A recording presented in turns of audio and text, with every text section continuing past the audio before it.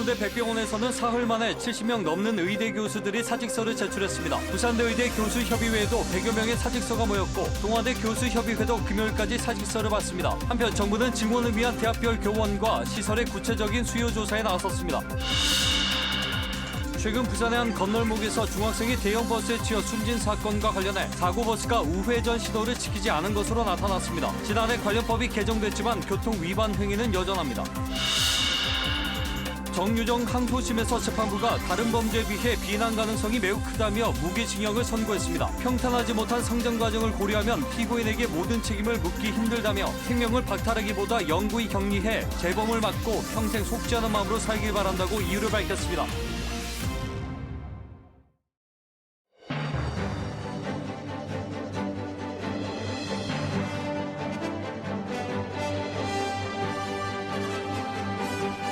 시청자 여러분 안녕하십니까. KBS 7시 뉴스 부산입니다.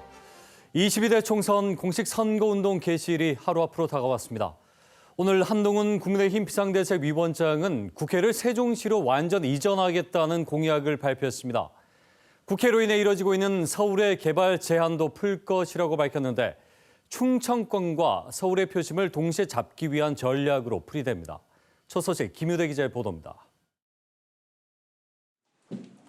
한동훈 국민의힘 비상대책위원장이 국회의 완전한 세종시 이전으로 여의도 정치를 종식하겠다고 공약했습니다. 현재 여의도 국회의사당 터는 서울의 랜드마크로 만들고 국회를 완전히 세종시로 옮겨 정치 행정 수도를 완성하겠다는 겁니다. 한 위원장은 국회 이전에 따른 여의도와 주변 지역 개발도 약속하며 서울 표심도 공약했습니다. 개발 규제를 개혁해 서울을 금융 문화 중심의 메가시티가 되도록 적극 개발하겠다면서 국회의사당 주변 고도 제한 규제 등을 모두 풀겠다고 밝혔습니다. 여의도뿐이 아니라 여의도와 인접한 마포, 영등포, 동작, 양천, 용산 등에서도 연쇄적으로 불필요한 규제를 과감하게 풀어서 함께 적극적으로 개발할 것입니다. 핵심 승부처로 꼽히는 서울과 충청권 표심을 동시 겨냥한 공약을 내놓은 국민의힘은 오늘 인천과 수원 등 수도권 표심 공약에도 집중했습니다. 이재명 대표의 이른바 쉐쉐 발언을 고리로 민주당이 중국에 굴종적 태도를 보이고 있다는 공세도 계속했습니다. 친중과 사대주의의 DNA가 뼛속 깊이 각인된 이재명 대표와 민주당은 대한민국의 외교 안보를 책임지는 수권 정당이 될 수 없습니다. 국민의힘은 이재명 대표가 정부를 비판하며 의붓 아버지, 계모 같다는 표현을 쓴 것과 관련해선 명백한 재혼 가정 비하라면서 이 대표의 사죄를 촉구했습니다. KBS 뉴스 김유대입니다. 이재명 더불어민주당 대표는 충북 표심 공략에 나선 가운데 출생 기본소득, 대학 무상교육 등 기본사회 5대 정책 공약을 발표했습니다. 한편 녹색정의당은 노회찬 전 의원의 묘역을 찾아 총선 출정 결의대회를 열었고 새로운 미래는 문재인 전 대통령을 예방했습니다. 보도에 추재훈 기자입니다.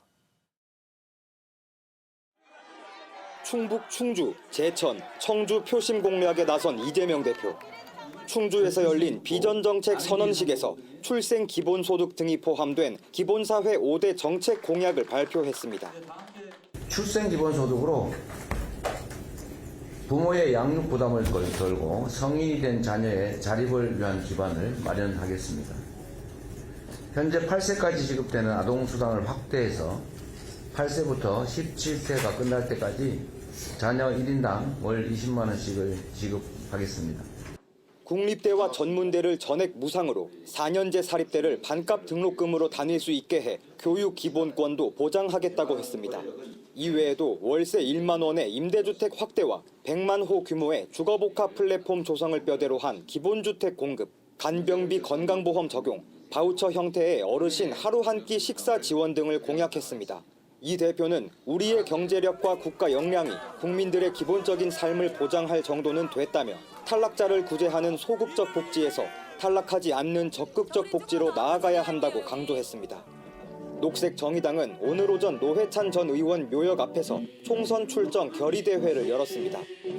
검찰 독재 청산만으로 정권 심판을 완성할 수 없습니다. 기후악당, 노동탄압, 여성차별, 민생파탄, 윤석열 정권을 심판하고 우리 사회에 새로운 상식을 만들어야 합니다. 새로운 미래 오영환 총괄 선대위원장은 당 비례대표 2번 후보인 조종묵 초대 소방청장과 함께 경남 양산 평산 책방에서 문재인 전 대통령을 예방했습니다. KBS 뉴스 추재훈입니다.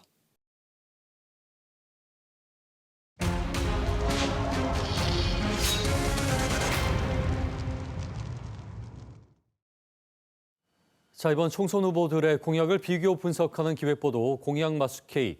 오늘은 역대 총선 모두 보수정당 후보가 당선된 동래구 후보들의 공약 살펴봅니다. 사직 야구장 재건축과 또 교육 경쟁력 강화 방안에 대해 후보들은 각기 다른 해법을 제시했습니다. 장성길 기자의 보도입니다. 준공 40년을 앞둔 사직 야구장. 개보수 비용으로만 200억 원 이상을 쏟아부을 만큼 낡았습니다. 야구장 재건축과 활성화 방안을 물었습니다. 더불어민주당 박성현 후보는 야구장을 돔구장으로 만들고 e스포츠와 다양한 실내 스포츠, 또 컨벤션 시설까지 조성하겠다고 밝혔습니다. 1조 4천억 원 상당의 예산은 국가균형발전기금 등을 활용한다는 입장입니다. 구도 부산의 역동성, 야구를 보는 우리 부산 시민들의 역동성을 우리 사직 야구장이 잘 담아내야 됩니다. 그래서 우리는 멋진 야구장을 빨리 지어야 될 것이고. 국민의힘 서지영 후보는 재건축 협의체를 만들어 예산 확보 방안과 기본 설계 등에 적극 참여하고 재건축 기간 적절한 대체 장소를 확보하겠다고 밝혔습니다. 1년 내내 즐길 수 있는 콘텐츠를 만들어 관광 활성화에도 나서겠다는 설명입니다. 복합 문화 공간으로 재탄생되어야 된다고 생각합니다. 그래서 그런 부분에 있어서 여러 가지 설계 과정이라든지 논의 과정에서 그 시민들의 의견을 좀 담아서 교육 경쟁력 강화를 위한 시설 확충 방안도 제시했습니다. 박성현 후보는 3개 거점 도서관과 2개의 특화 도서관 등 도서관 5곳을 임기 내에 조성하겠다고 공약했습니다. 서지영 후보는 박물관을 어린이 과학관으로 바꾸고 소프트웨어와 AI 교육을 전담할 교육시설을 만들겠다고 제시했습니다. 우리 아이들과 학부모 그리고 어르신들까지 그 도서관에서 책을 보고 영상을 보고 체험을 하면서 우리 생활 속에 도서관이 들어오게 되는 겁니다. 근데 이제는 미래로 나아가야 될 시대가 됐기 때문에 우리 아이들이 청소년들이 미래 중심의 과학 교육을 받을 수 있는 미래 과학 명품 도시로 탈바꿈될 수 있도록 노력. 입법 공약으로 박성현 후보는 물가 안정화와 농산물 유통 개선법을, 서지영 후보는 시도지사 교육감 러닝메이트법을 발의하겠다고 밝혔습니다. 동래구에는 개혁신당 이재용 후보도 함께 뜁니다. 이재용 후보는 모든 학교 교실에 CCTV를 설치하고 온천청과 해운대 센텀시티 사이 모노레일 건설도 추진하겠다는 공약을 제시했습니다. KBS 뉴스 장성길입니다. 다음 뉴스입니다.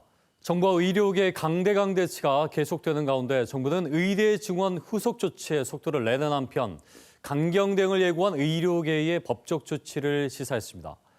대한의사협회는 현 사태를 해결하기 위해선 대통령이 나서서 결자 해제하라고 맞받았습니다. 보도에 이유민 기자입니다. 의과대학 교수들의 사직서 제출 사흘째. 정부는 의료계를 향해 거듭 대화를 촉구했습니다. 대한의사협회 신임 회장 당선인이 총파업을 언급한 것과 관련해선 상응하는 조치가 따를 거라고 했습니다. 의사 집단이 법 위에 서겠다는 주장입니다. 법을 위반한 거에 대해서는 상응하는 조치가 있어야 된다는 그런 원칙에는 변화가 없다. 정원을 늘린 의대에 필요한 교원과 기자재를 파악하기 위한 수요 조사에도 나섰습니다. 어린이병원과 화상치료 등 보건 의료 분야에 대한 지원도 대폭 늘리겠다고 약속했습니다. 필수 의료 지원책이 재정 투자 중점 분야에 포함된 건 이번이 처음이라고도 강조했습니다. 하지만 의료계 반발은 더 거세지는 분위기입니다. 어제 강경파 신임 회장을 선출한 대한의사협회는 오늘은 대통령을 향해 사태 해결에 직접 나서달라고 촉구했습니다. 통 크게 결자 해지를 하려면 결정을 하신 분께서 그 결정을 철회해 주시기를, 그런 조건 하에서만 저희가 대화할 수 있다. 보건의료노조는 총파업을 예고한 의협을 비판하며 조건 없는 필수 진료 정상화를 약속하는 게 우선이라고 강조했습니다. 한편 서울대병원을 비롯한 일부 대형 병원은 전공의 이탈이 장기화되자 병원과 응급실을 줄이는 등 조치에 들어갔습니다. 어제 기준 동맹 휴학을 신청한 의대생 수는 모두 8,967명으로 소폭 감소했는데 한 개 의대에서 600명 이상의 휴학계를 무더기 반려한 결과입니다. KBS 뉴스 이유미입니다. 인제대 의대 교수 70여 명이 사직서를 내는 등 부산에서도 의대 교수들의 사직이 잇따르고 있습니다. 정부는 교원과 시설, 기자재 등 의대 증원에 필요한 수요 조사를 시작했습니다. 이어서 최지영 기자의 보도입니다. 지난 25일부터 의대 교수들이 개별적으로 사직서를 내고 있는 인제대학교 해운대 백병원. 사흘 만에 70명이 넘는 의대 교수들이 사직서를 제출했습니다. 1차로 받은 것만 전체 전임 교수의 40%가 넘습니다. 이틀 사흘에 한 번씩 당직을 서는 고된 업무로 한계 상황에 이른 것도 있지만 무엇보다 교수로서의 회의감을 호소합니다. 사직을 하라고 강요한 게 아니고 이제 교수 스스로 판단해서 나는 더 이상 이렇게 교수로서의 어떤 역할을 못하기 때문에 사직서를 내겠다. 제출된 사직서는 대학에서 조사를 거쳐야 해 효력이 생기려면 한 달 정도 걸릴 것으로 보입니다. 부산대학교 의대 교수협의회에도 100여 명의 사직서가 모였고 동아대 교수협의회도 이번 주 금요일까지 사직서를 받을 예정입니다. 전공의 진료 거부 이후 사실상 대학병원 진료를 전담하고 있는 교수들마저 현장을 떠나는 움직임에 의료 공백은 더 심화할 것으로 우려됩니다. 정부는 의대 정원 증원을 위한 대학별 교원과 시설 등 구체적인 수요 조사에 나섰습니다. 8개 항목에 대한 현황과 향후 소요 계획을 조사하며 의대 교육 과정이 총 6년인 점을 고려하여 금년을 포함한 7년간의 계획을 조사할 예정입니다. 정부는 다음 달 8일까지 대학별 조사 결과를 제출받아 의대 교육의 질 개선을 위한 지원 방안을 마련한다고 밝혔습니다. 또 추가 투입한 전국 공보의와 군의관 200명이 본격적인 진료를 시작했으며 진료 공백 장기화에 대비해 진료 지원 간호사도 늘릴 계획입니다. KBS 뉴스 최지영입니다.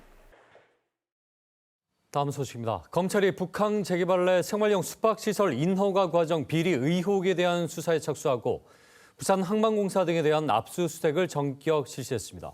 저희 KBS 취재 결과 감사원은 이미 이 해당 사안에 대해 특혜라고 지적한 것으로 확인됐습니다. 보도에 최재훈 기자입니다.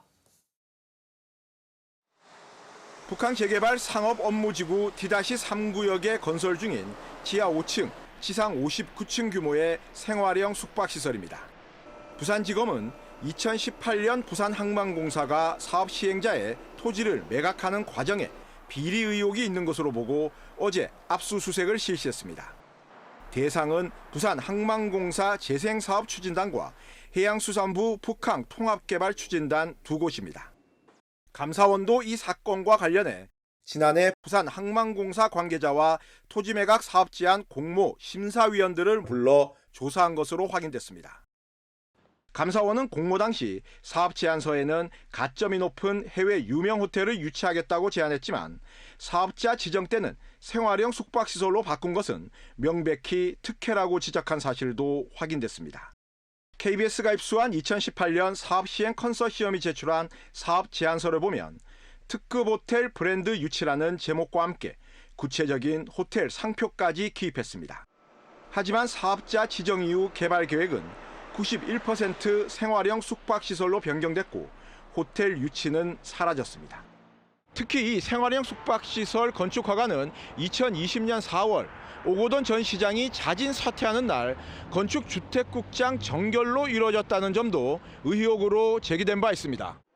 당시 부산 동구청과 시민단체도 생활형 숙박시설 허가를 강하게 비판했습니다. 2018년에 이 사업이 처음 추진될 때 특급 호텔이 들어오기로 했으나 실제로는 생활형 숙박시설로 뒤바뀌었는데 이 과정에 대해서 전혀 어느 누구도 투명하게 밝힌 적이 없고 문서도 없는 그런 상황이었기 때문에 부산지검이 전격 압수수색에 들어가면서 난개발 비판을 받아온 북항 재개발 공모사업 전반으로 수사가 확대될지 주목됩니다. KBS 뉴스 최지훈입니다. 이틀 전 부산 건널목에서 우회전하던 대형버스가 횡단보도에 들어오던 자전거를 덮치면서 한 중학생이 안타깝게 숨졌습니다. 지난해 법 개정으로 전방 신호가 빨간불일 때 우회전 차량은 무조건 일시 정지해야지만 이를 지키지 않은 겁니다. 하지만 사고 현장에선 여전히 일시정지 없이 우회전하는 차량들이 많았습니다. 김옥천 기자가 현장 취재했습니다. 중학생이 탄 자전거가 횡단보도로 진입합니다. 그 순간 우회전을 하던 대형 버스가 멈추지 않고 자전거를 그대로 들이받습니다. 중학생은 크게 다쳐 병원으로 옮겨졌지만 결국 숨졌습니다. 자전거 뒷타이어 쪽이 이렇게 깔렸던 것 같아요. 그런 소리였는지 소리가 났는데 멈추지 않았고요. 버스가 우회전할 때 전방 신호는 빨간불이었습니다. 이런 경우 사고를 막기 위해 지난해 도로교통법 시행규칙이 개정됐습니다.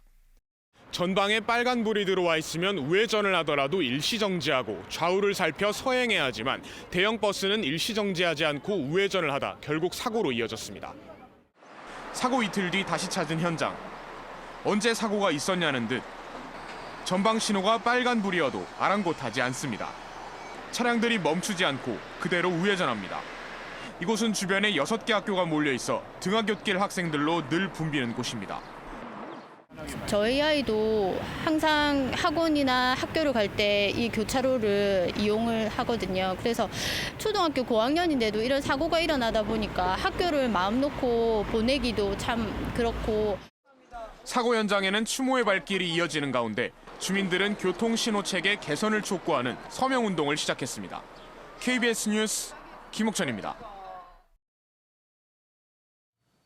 또래 여성을 잔혹하게 살해하고 시신을 훼손해 유기한 혐의를 받고 있는 정유정이 1심에 이어 항소심에서도 무기징역을 선고받았습니다. 1심 때와 마찬가지로 검찰은 사형을 구형했지만 재판부는 받아들이지 않았습니다. 보도에 이준석 기자입니다.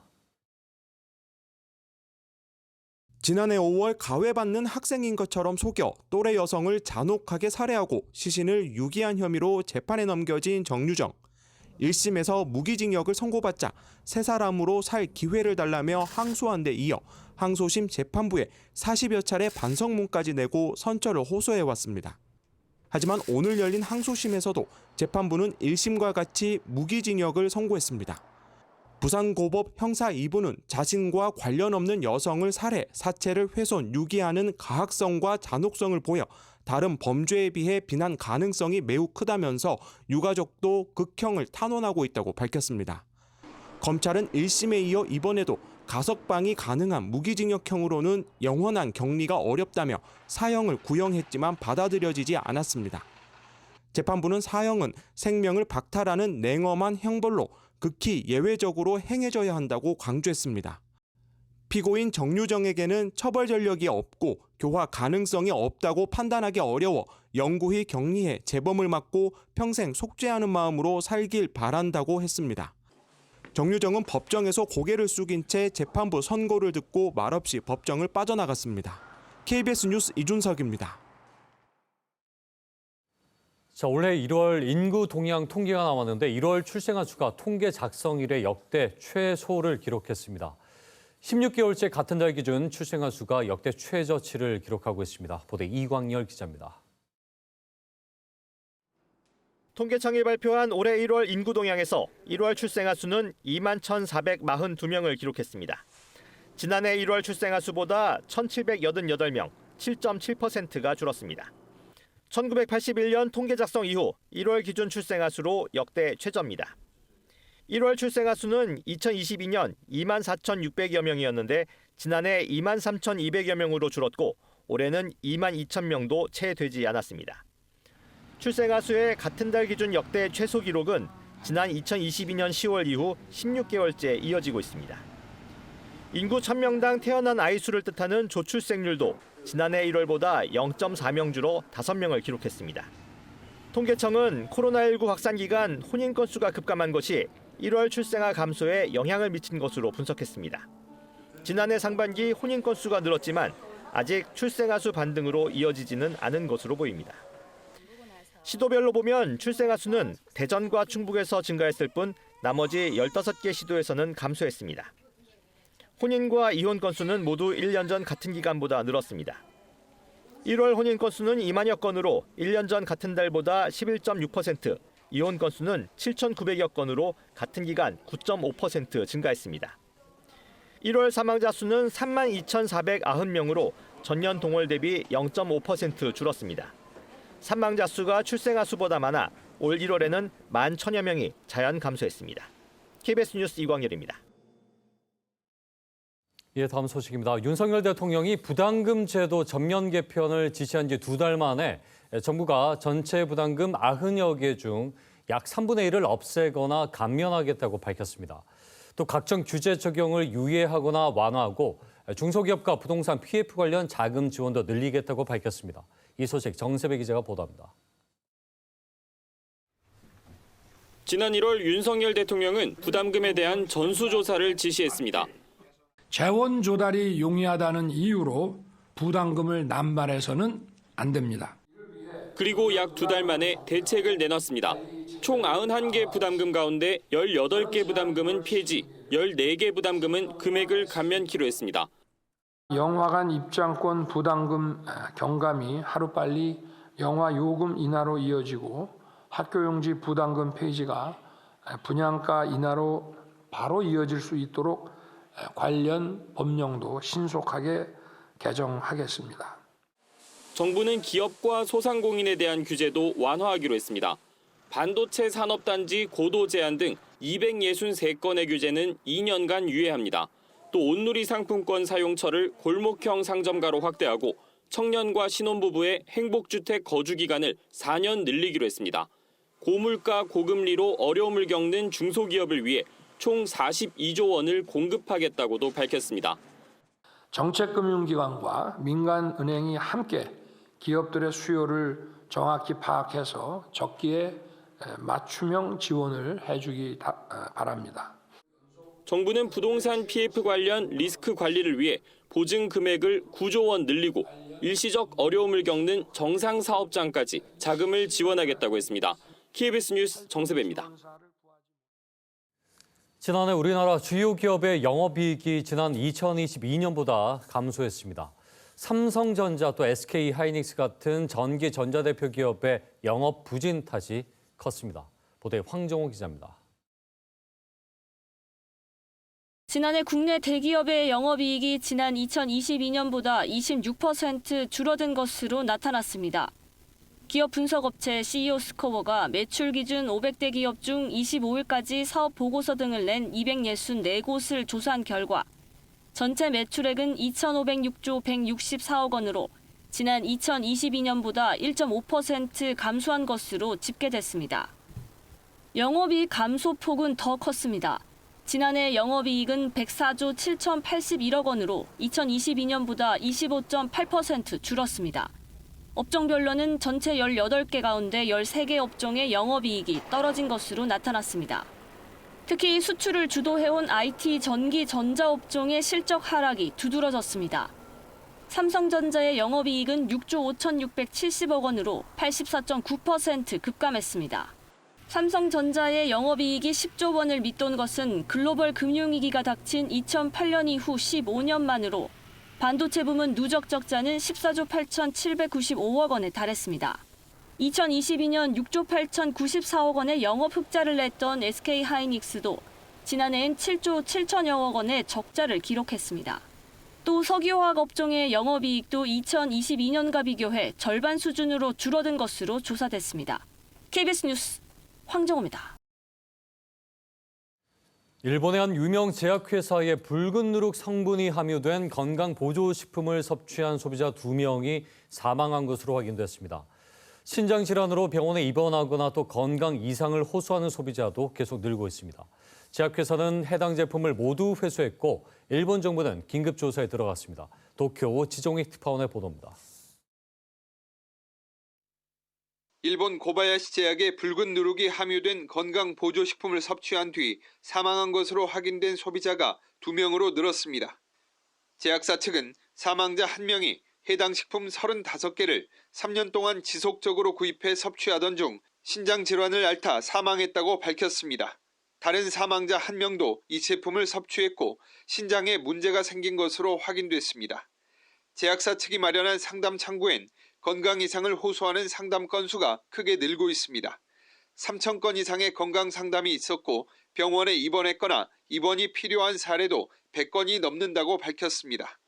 제약사 측은 공류의 곰팡이를 번식시켜 만든 붉은 누룩을 원료로 사용한 해당 제품이 콜레스테롤을 낮추고 내장 지방을 줄여준다고 광고해 왔습니다. 하지만 섭취한 사람들로부터 건강 이상이 확인돼 제품에 함유된 붉은 누룩의 성분 등을 분석했고 예상치 못한 성분이 확인됐다고 설명했습니다. 2021년부터 판매된 해당 제품은 110만 개로 제약사는 유통 중인 제품을 회수 조치했습니다.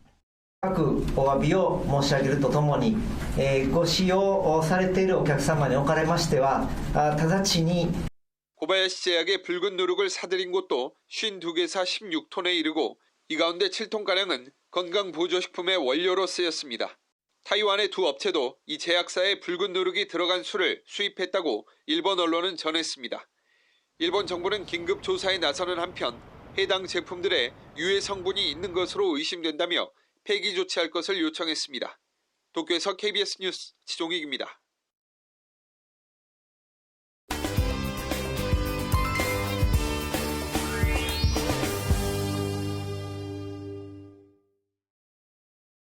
자, 무연고 사망자 3년 만에 약 2배가량 늘었다고 합니다. 마지막 죽음을 존엄하게 마무리할 권리가 공평하게 주어지지 않습니다.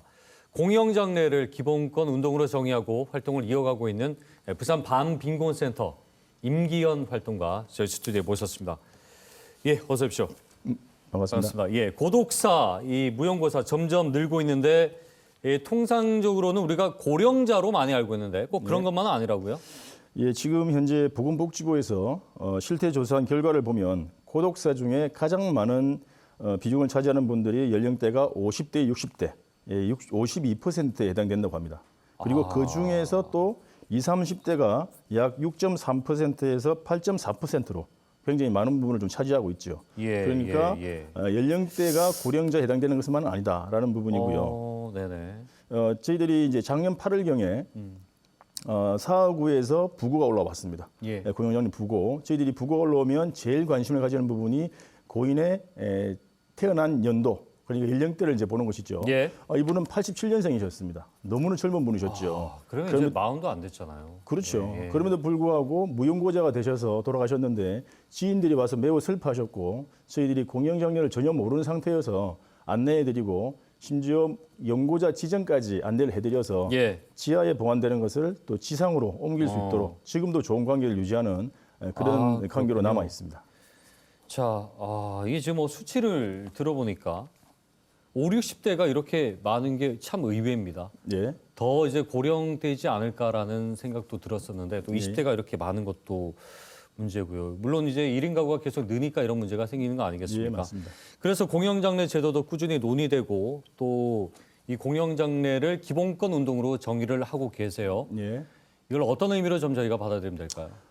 우선 그 기본권 운동, 저희들은 공영장례라고만 하지 않고 공영장례 운동이라고 말을 하고 있습니다. 기본권 운동이라는 것이죠. 이 이야기를 하려면 국가와 시민의 관계에서 한번 출발을 해보는 게 좋을 것 같습니다. 국가라는 것은 결국 국민 또는 시민들이 본인들의 우리들의 안녕한 삶, 안정적인 삶 또는 인간적인 삶을 보장받기 위해서 만든 것이죠. 그래서 헌법이라는 것을 매개로 해서 사회적인 계약을 체결하고 있다라고 볼 수 있겠습니다. 그 속에 이제 우리 개인적인 삶에 대한 부분은 가장 관련되어 있는 부분이 기본권이라고 명시가 되어 있고 그 중에서도 사람답게 살 수 있는 권리가 모든 시민에게 있다라고 하는 사회권과 연결되어 있다라고 저희들은 보고 있습니다. 다시 말하면 삶과 죽음은 연결되어 있는 것이죠. 삶이 출생이 100개이면 죽음이 100개일 수밖에 없다. 그러니 모든 사람은 죽음을 맞이하게 되어 있으니 과연 이 우리 인간답게 살 수 있는 사회권이 어느 지점까지 적용이 되어야 하겠는가? 저희들은 마지막 순간까지 있어야 한다는 것이죠. 자, 알겠습니다. 자, 인간의 그 기본적인 권리, 기본권, 그것이 삶의 마지막까지도 계속 이어져야 된다. 그때까지도 권리가 있다라는 것. 장래 마지막까지도. 맞습니다. 그걸 말씀하신 거죠. 그렇게 우리가 좀 이해하면 될 것 같은데. 근데 무연고 사망자 장례식 뭐 많이 가 보셨을 텐데, 그 잘 와닿지는 않습니다. 어떤 분위기 속인지 또 이제 어떻게 처리가 되는지도 그렇고요. 많이 다르죠, 일반 장례식장하고는. 사실 그렇게 다르지는 않습니다. 일반적으로 그렇게 생각이 되어지지만 일반인과 똑같다. 그런데 여전히 무연고자라는 것 때문에 차별 아닌 차별을 받고 있는 그런 부분이 있을 수 있는 것이죠. 한마디로 말하면 부고를 올려줄 사람이 없습니다. 무용고자니까. 와서 조문할 사람이 없습니다. 무용고자니까.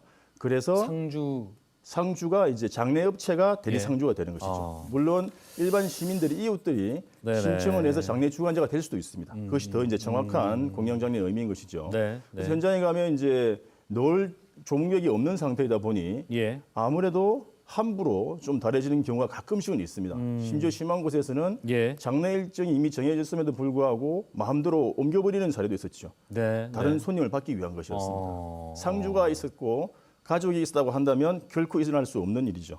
물론 그러한 일들은 이제 다 조치가 잘 되어서 지금은 일어나지 않고 있고요. 오히려 더 잘하고 있는 업체들이 있다는 것이죠. 더 잘하고 있는 지자체도 있다는 것이죠. 예를 들면 영도구에 2곳의 장례식장이 있는데요. 여기는 처음부터 4시간만 규정되어 있던 장례식을 12시간 이상 또는 24시간을 항상 운영을 했습니다. 다른 곳에서는 볼 수 없는 일인 거죠.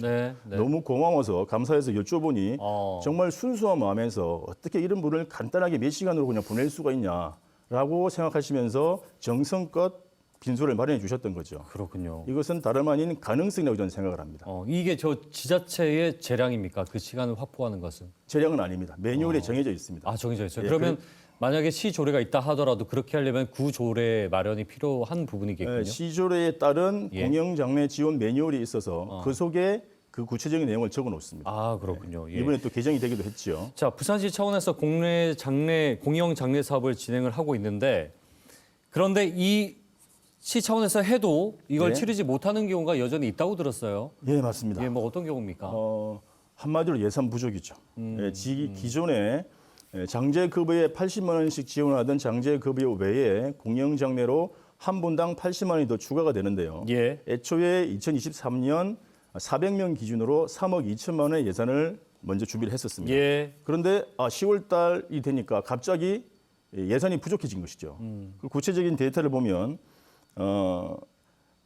작년에 무용고 사망자가 619명이었는데 공영장례로 진행된 것이 415건밖에 되지 않았다는 겁니다. 그러면 204명이 남게 되는 거죠. 그러네요. 비네요. 예산 부족으로 기존의 방식대로 입관해서 화장해서 끝내버리는 식으로 했다는 것이죠. 자, 그러면은 이거 예산 부족으로 그냥 204건은 공영장례가 시행되기 전에 그러니까 쉽게 말하면 그냥 장례식 없이 맞습니다. 바로 이제 그 화장 처리를 했다는 거죠. 그것을 이제 무빈소 직장이라고 하죠.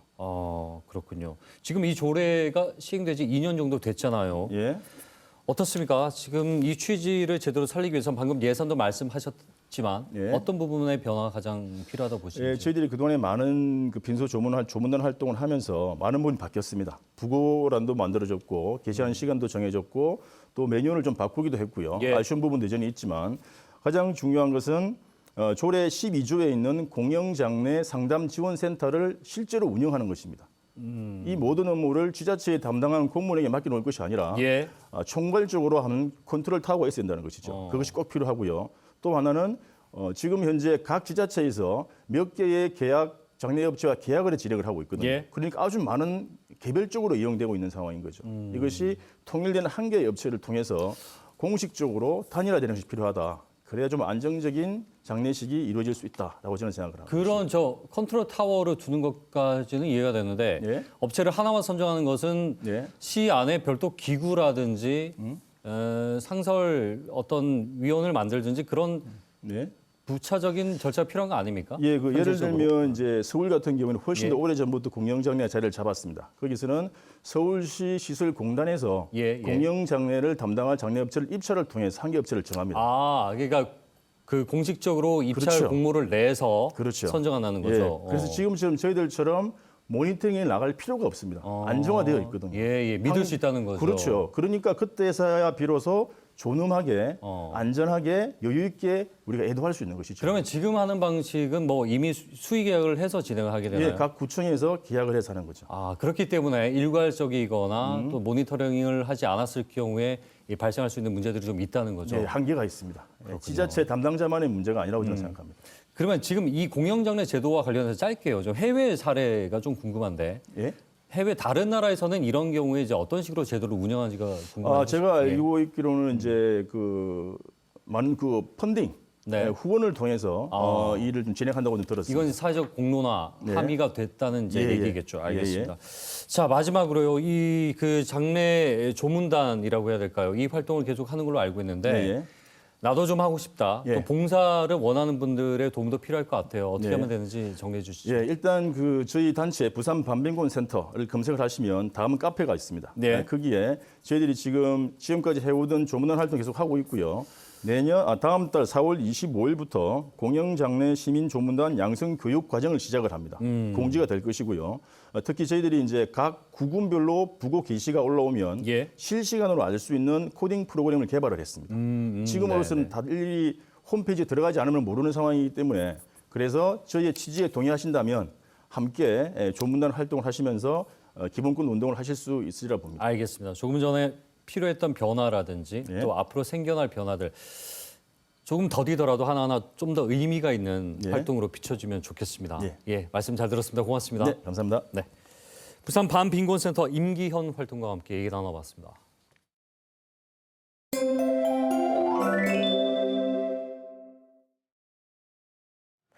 봄 기운이 완연한 하루였습니다. 내일은 비 소식이 들어있습니다. 오후부터는 강한 바람도 동반되겠습니다. 황사의 영향이 더해지면서 황사비가 내릴 가능성도 있습니다. 나오실 때 우산 챙기셔야겠습니다. 중부지방은 북쪽 기압골의 영향으로, 남부지방은 제주도를 지나는 기압골의 영향으로 이 비구름의 영향을 받겠습니다. 이렇게 비구름대가 위아래로 다가오면서 오전부터 낮 사이 전국에 비가 내리겠습니다. 부산도 오전에 비가 시작되겠고요. 밤까지 이어지겠습니다. 특히 낮부터 저녁 사이 시간당 10에서 20mm 안팎의 강한 비가 쏟아지는 곳이 있겠습니다. 내일 하루 동안 예상되는 강수량은 30에서 최대 80mm 안팎이 되겠습니다. 내일 아침은 다소 온화하게 시작하겠습니다. 부산이 11도, 양산과 울산이 9도 안팎으로 출발하겠고요. 낮 기온은 대부분 지역이 14도 안팎 예상됩니다.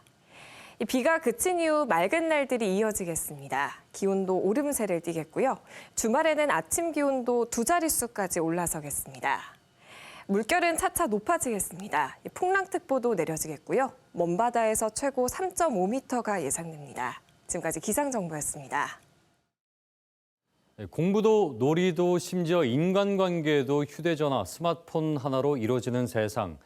하지만 부작용도 만만찮죠. 무엇보다 조절이 힘들어서 중독 위험이 큰 것이 가장 큰 문제로 꼽히는데 어릴 때부터 노출된 아이들은 그야말로 무방비입니다. 미국 40개 주와 교육청 200여 곳은 10대를 중독시켜 돈벌이를 한다며 SNS 회사에 소송을 제기했고 일부 주에선 어린이들의 SNS 사용을 법으로 금지한다고 공표했습니다. 자, 건강한 사용을 위한 이런 건강한 규제 여러분 어떻게 보고 계신지요? 뉴스 마칩니다. 고맙습니다.